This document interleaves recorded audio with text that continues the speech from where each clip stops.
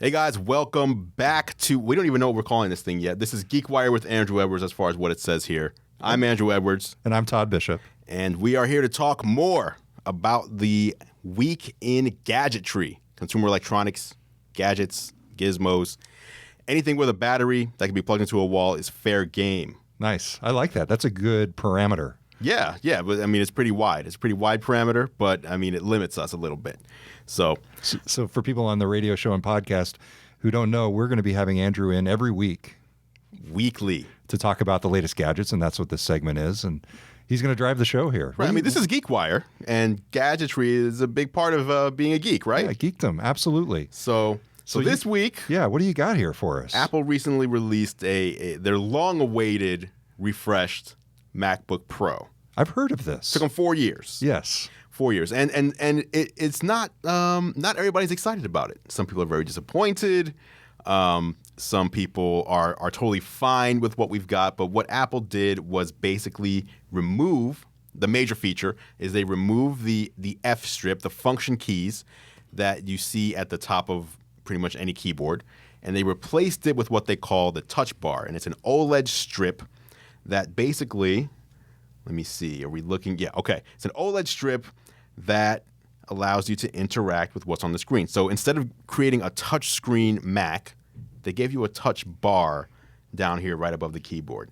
So it's interesting because, you can just tap on it and it'll give you, you can slide across. It's touch sensitive. And this strip here, believe it or not, runs Apple's Watch OS. No, you're kidding me. No, and it runs Watch OS. So it has the processor in there, similar processor to what's in the Apple Watch, and it's running that forked version of iOS just for the strip here. And so for people who aren't familiar with this, it's contextual. So contextual, right? What the program you're in, the different apps you're in, they all can change what's in the touch bar. Right. And I don't know if they can see this, but I'll add some footage in later if they can't. But right now I'm in Safari, which is the web browser, and it's showing me my bookmarks, and it's showing me the bookmarks with the little emotic. What do you call those things? I don't remember anymore. The favicons. The favicons. Or fave icons. Fave icons. And then you've got the full-on logo. So you see the YouTube logo there, the Amazon logo there. I can go out of there, and I can say if I need to switch the brightness or color. Now I've got that strip there. So it's pretty cool, and it's definitely unique, and it gives you controls into the apps that you may not know were there. Now, one thing that I notice about this, I'm by the way, a heavy MacBook Pro user. Okay. I've used them for years. The trackpad, the touchpad. The trackpad is huge. Giant. Now, is this similar to the MacBook in that way, or is it just... the MacBook does have a good sized trackpad, but this is insane. Like it's like a touch screen unto itself. Yeah, I mean this is bigger than my iPhone 7 Plus, and as you can see, like it's just there's more space. Like it's comparable. Yeah, it's basically like an iPad Mini in some ways. I think it's 6 inches. Yeah, maybe a little smaller than an iPad Mini, but still it's sizable. Giant. What do you think of that? Do you like it? I like it because it's a force touch trackpad, and what that means is that anywhere you push, it's pressure sensitive. So it's not on the hinge where there's a hinge on top and you have to kind of click down. Right. You can click anywhere on it, and as long as there's pressure, it feels it and it gives you that haptic feedback. And it rejects your palm, so it knows if it's your palm that's touching it. It doesn't move the mouse cursor around. So I know you've only been using the touch bar for a couple days. Yeah. But what do you think? Is it a gimmick or is it actually useful? It certainly comes across as a gimmick at first, but then when you start using it and it's new, it's something new. So when there's something new and something as bright as that, you kind of just start looking at it a lot, and you're like, this isn't really doing much. Why is it here? But then you realize, it's just another key. So it's there when I need it to be there. So it has Touch ID built in. So you have security now. If you want to log into your Mac, you can do it with your fingerprint and lock it with your fingerprint. It's got Siri built in at all times. Which I think is dumb. Siri? Yeah, it's Siri. Siri is dumb? Siri on the desktop, yeah. This is a long running. I don't know what happened, but I use Siri on a desktop all the time. What do you use it for? The other day, I was shipping something, and they needed me to put in the shipping parameters of the box in the metric system. So I took measurements, and then I would just say, "Hey Siri, what is this really? in millimeters?" I'm activating Siri just now. opened. And I would just do that, and I would type it in. But on the Mac, it saves what you're asking it, so that you could build. Okay, there's all my dimensions right there. You changed my perspective a little bit there. There you go. You can ask about the other thing. I was sending an email, and I needed to attach some pictures from CES from last year. So I said, I asked it to show me pictures that I took in Las Vegas in January. And boom, there they were. Whoa. I didn't have to go search and scroll and this and that. It was all right there. That's way more useful than Siri is on the phone. I'm sorry. Siri on the phone is ridiculous. You just have to, Speaker language? Well, I guess there is a certain language, but what? Like if you compare it to Alexa, I feel like Siri is it comes off as a little bit purposefully dense. We don't have to go down this rat hole. Oh, man. So I feel like Alexa is a lot smarter, personally. I don't know. I think Siri's improved a little bit. But look, see here? Now, these are emoji. And I call this, most people call this touch bar the emoji bar.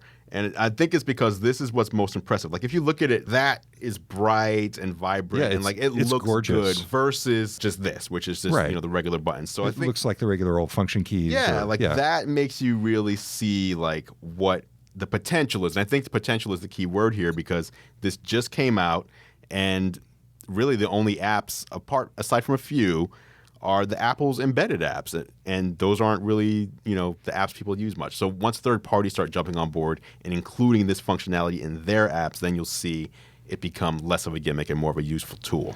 Let me say, just looking at this thing, Apple still is the champ when it comes to industrial design. Yeah. This looks like the 15-inch, right? It's a 15-inch. This is just gorgeous. I mean, look at this thing. Is this space gray? This is space gray, so this is a new space gray color. Oh, my gosh. I mean, that is the one place where I feel Windows machines just still don't stack up. I don't know. Is it so hard? I don't get. That's the thing I don't get. I don't know much about industrial design, but why is it so hard to build a high quality metal machine that feels sturdy and looks good? Now, I will say the Surface Book, I do like the Surface Book, but when you look at things like the machines from Dell, we've got, what was the Dell that was all hot last year? XPS 13? Yes, we've got one of those.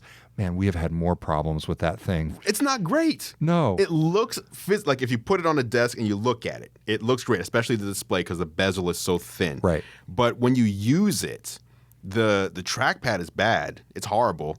And the key, it doesn't feel premium. The other problem that I never realized it had, that we're talking about the Dell, what was it again? The Dell XPS 13. XPS 13. The camera, the webcam is in the bottom of the bezel. What?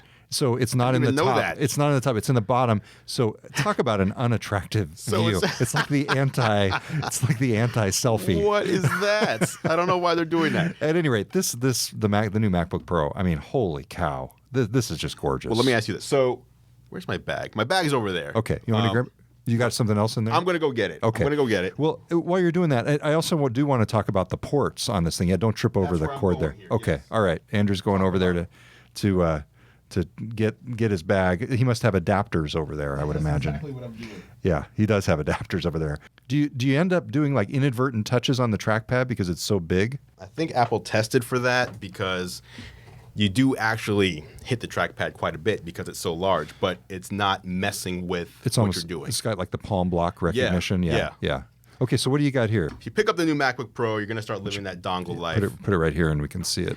All right, so let me show you what I had to do. So you buy a new computer, and you want to get it set up. And if you have an old one, then you want to transfer your data from the old to the new. I have a Time Machine backup, and I realized very quickly that Wi-Fi is going to be very slow. I have 512 gigabytes or so of data. So I wanted to connect to Ethernet. My house is wired with Ethernet. I figured plug it in. Of course, these 4 ports on here. Did you already mention it's only 4 ports? And they're all what? They're all Thunderbolt 3 ports, which are the USB-C shape, USB-C connector. So you do not have Ethernet. You do not have an SD card slot anymore. You don't even have a dedicated power port anymore. All 4 ports are the same. We can close this and show if you lift up and just show the side. So there's 2 ports on each side. There are these small ports right here, the new USB-C shape. So you can't just plug in the internet anymore. Right, you have to get a dongle. But I didn't have a dongle that just plugged in there, so I had to use two. So I had to use this. Here, put that right here. This little one.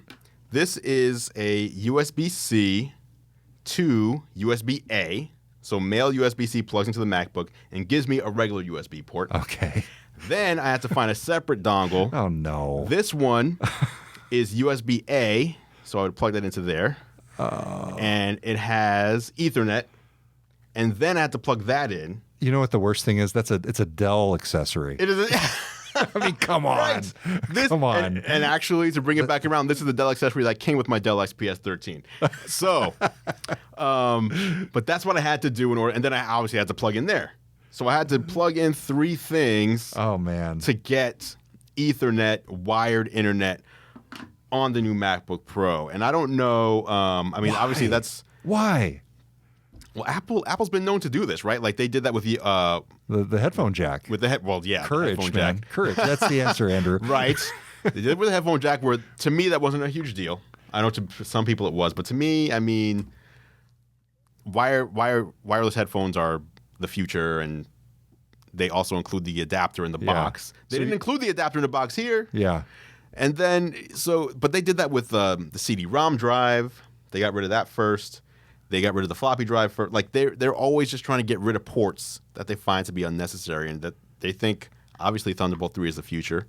I think it is, but the future's not here yet. Yeah, and in the meantime, what a horrible thing to have to carry around this adapter. So basically, for people who aren't seeing it, it plugs into USB. Yeah, you described it earlier. It's convoluted. It is. And Apple did not expect the backlash. There has been major backlash about that. And what they had to do in response is they actually lowered the price of almost every USB-C and Thunderbolt 3 accessory that they sell by like 40%. So between now and the end of the year, December 31st, if you want to buy the MacBook Pro, you can get all these dongles and adapters at a deep discount because there was just a huge backlash that they had to deal with. See, my problem is I really am a believer in being able to just pick up your notebook, your laptop, and put it in your bag and go, and have, for example, power cords at each of the places where you work, like home and work. Right. I really like doing that. I'll buy extra power cords for that purpose. But then this creates the inability to do that because you just have to replicate all these adapters at each of your workstations. And then if you don't, it's going to get lost in your bag. I mean, I lose pens, I lose USB drives. You know what I'm saying? Right. Yeah. I think, I mean, what it comes down to is you really do have to keep one of those in your bag, maybe one in your desk at work. But the other thing is, what do you really do? Like, if you're someone who connects to Wi-Fi, then you're obviously not going to need that wired Ethernet unless you really need it. You know, if you need it, fine. But if you don't, there's Wi-Fi. For me, I do a lot of video editing. I really use the heck out of that SD card slot. That's gone now. Yeah. So I have to carry around a dongle for that. And I don't really know what their answer is to that because there's no wireless way to transfer 4K files from a camera to a computer. But as a pro machine, I think the professionals are the ones screaming loudest, whereas the casual users are like, hey, this looks cool. It has a new touch bar. The screen is great. It's actually one of the best screens I've ever used. It's a wide color gamut screen now, so it's almost HDR-ish. Yeah, I'm trying to remember. This starts at, what's the starting price? Let me double check that. Yeah. So you know what we did while you're looking that up? We have a few folks in the office who really like Windows PCs, and I can't justify the premium, doing like more of a business purchase of the Surface Book because you're basically paying extra for the pen. And nobody here is going to use a pen unless we've got like an artist on staff. And the tablet mode, which also to me is a gimmick. So you know what I went back to? Good old-fashioned... Not RT. Please, not RT. No. I've got like the Windows RT stigma. I have got a whole other story on Windows RT, but I went back to the Lenovo ThinkPad. Good old-fashioned ThinkPad. A new one, obviously. Okay. But I got one with 20 gigs of RAM. Yoga? No, it's not a Yoga. Okay. I want like a good old-fashioned business workhorse computer. I got one with 20 gigs of RAM, 500 gig flash drive. 20 gigs of RAM? Yes, for the person, Claire, who edits the podcast and has a bunch of windows open all the time. That's amazing. Yeah, so I got one of those and reasonable price, less than the MacBook Pro, for sure. Speaking of the price, all right, here's the price. Yes.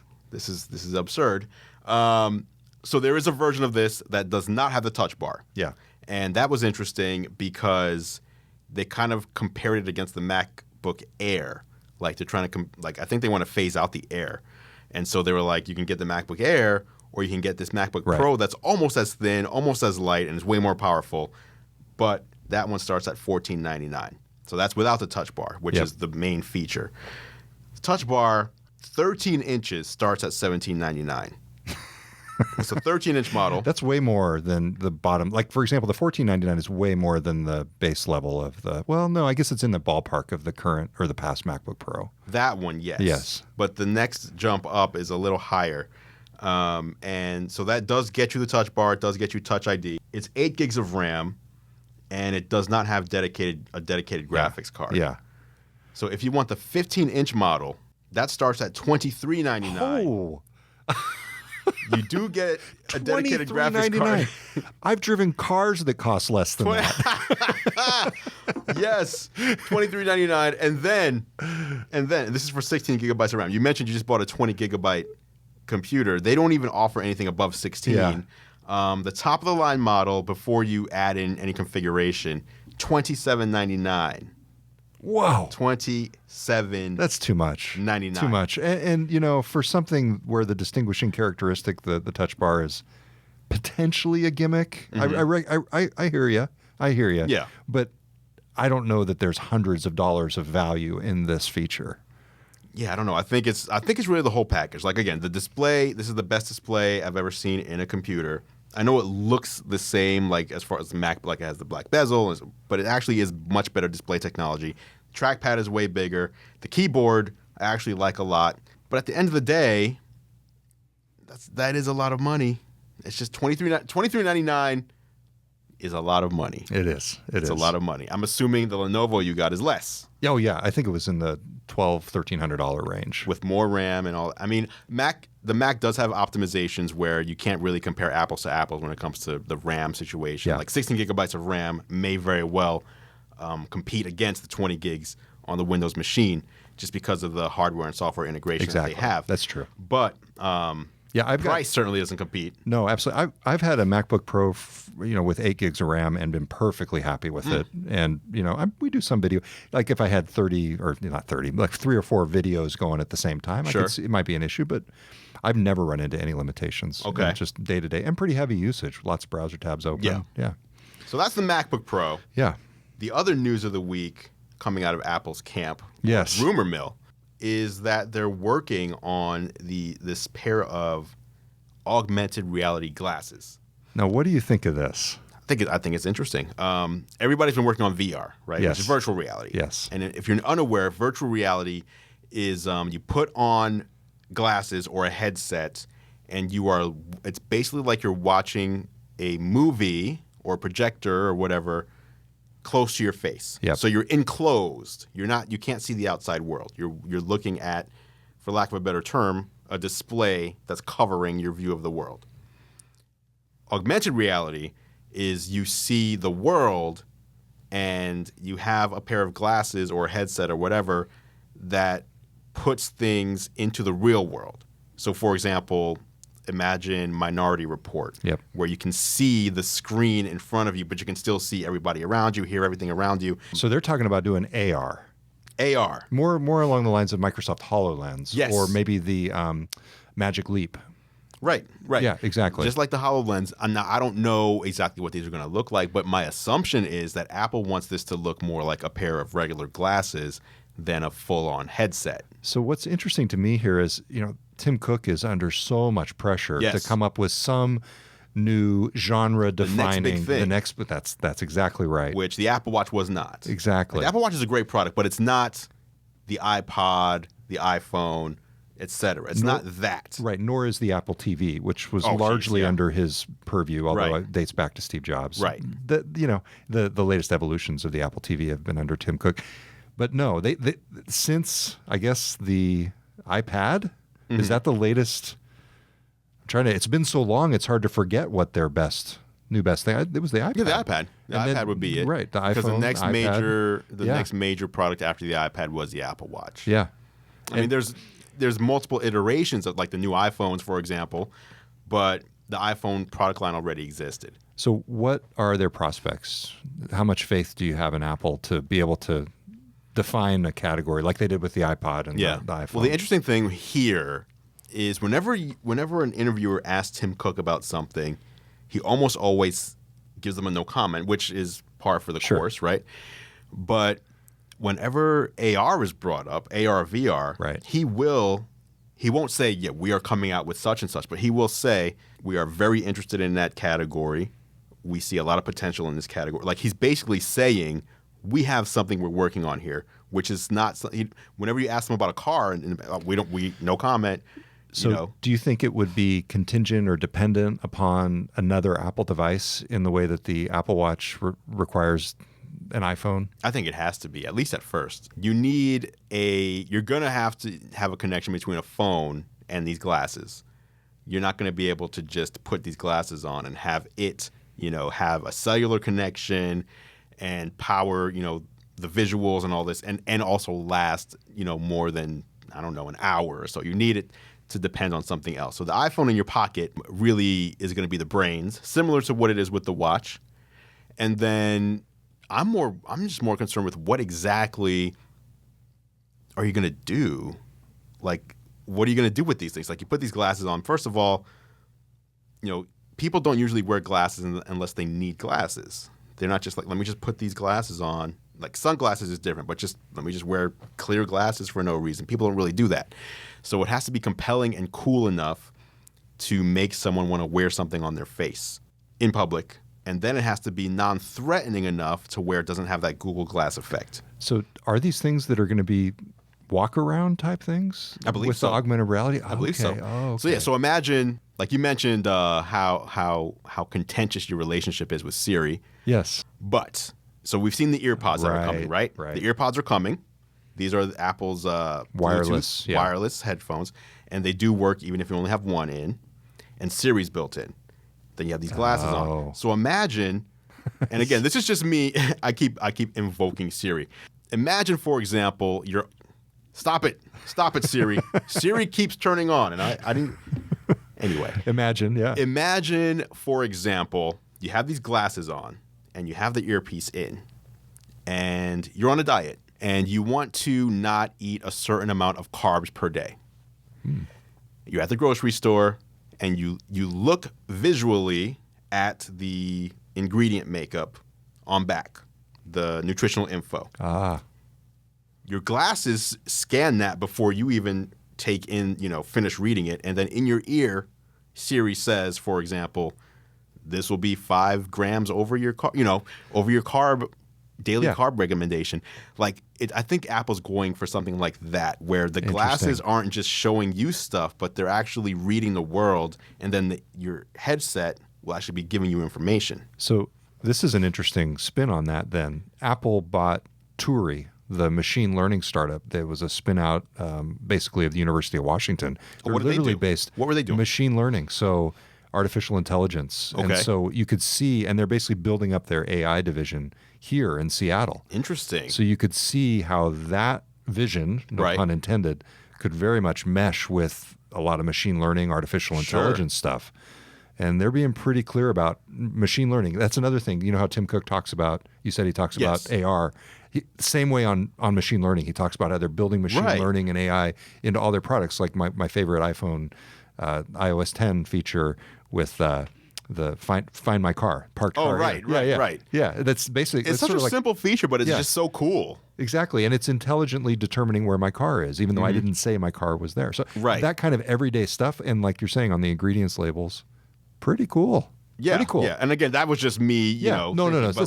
But that's your hypothetical. Another thing, the iPhone does AR right now, which it'll use it through the camera, and then it'll show you what's coming through the camera, and then the app can overlay stuff on it. Another cool thing I saw was if you're in another country, you can just point your iPhone camera at like a menu or signs in the street, and what you see on your display is actually in your language. Like, imagine you're just wearing glasses and you go somewhere to a foreign country and everything's in your language. And then the wireless earbud translates it for you. Translates on the fly. Or like you can talk to someone. Like if you were wearing the headset and I was, and we were speaking different languages to each other, and the headset was translating on the fly for us, that'd be amazing. Yeah. So that's the kind of stuff that gets me excited. Like I don't get excited about just technology just because it's technology. Like a new phone just because there's a new phone coming. I get excited about like the possibilities that it opens up. Like what can it enable us to do? And so that's what excites me about, like, you know, when I hear about AR and you know, the battery life on these devices getting longer so that you can use them more when you're out and about, because I want to really integrate them into my everyday life.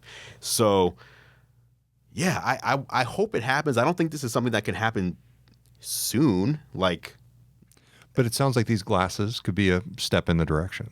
Yeah. But even the glasses, like, I don't know if that's even going to be something that we see next year. Yeah. But it's exciting. Same with the, you know, I don't know if they're still working on a car or not anymore. I think they were.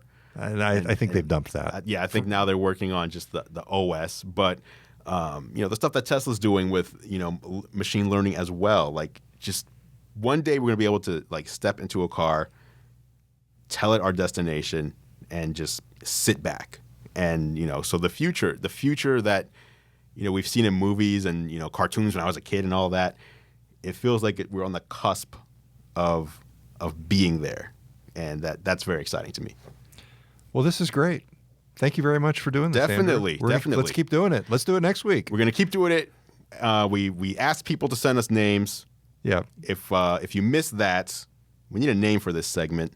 And we are soliciting ideas. At contest@geekwire.com. There you go. And it's a contest because if we select the name that you send in, you'll get a $50 Amazon gift card. Perfect. And this is the time of year where that comes in handy. All right. Yes. All right, so we'll say goodbye on the radio now. You're listening to GeekWire on GeekWire Radio 97.3 FM. And for folks on the video and the podcast, Tuesday afternoons, does that work for you? We'll figure out a good time. Yeah, we'll figure out a good schedule. And if you want to see me elsewhere, check me out on YouTube, youtube.com/GearLive for all my video tech reviews. Perfect. All right. Until next time, I'm Todd Bishop. I'm Andru Edwards. We'll talk to you next time.